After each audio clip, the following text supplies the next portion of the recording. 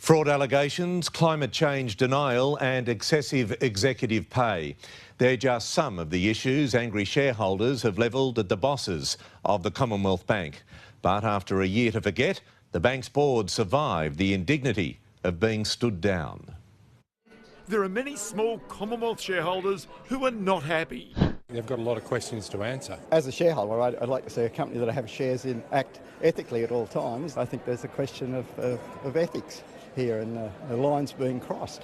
Today, if more than 25% of those shareholders voted against the bank's executive pay, all directors would legally have had to resign.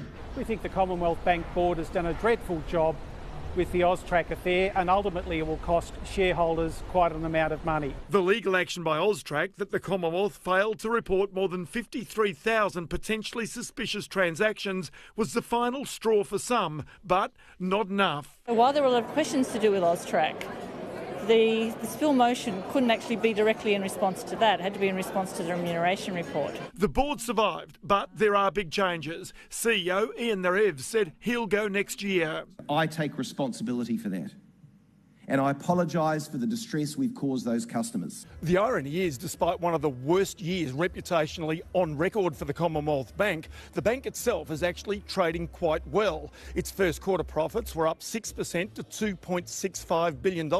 That's healthy. But right now, these shareholders still don't know how much they might have to pay to settle the AUSTRAC allegations. The Commonwealth said its defence will be lodged in the federal court in mid-December.